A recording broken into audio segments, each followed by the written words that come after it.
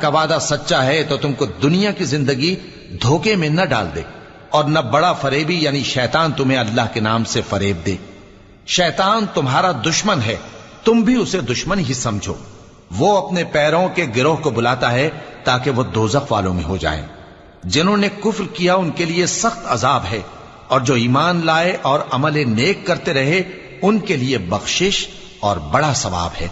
भला जिस शख्स को उसके आमाले बद आरास्ता करके दिखाए जाएं और वो उनको उम्दा समझने लगे, तो क्या वो नेकुकार आदमी जैसा हो सकता है? बेशक अल्लाह जिसको चाहता है गुमराह रहने देता है और जिसको चाहता है हिदायत देता है। तो इन लोगों पर अफसोस कर करके तुम्हारा दम न निकल जाए।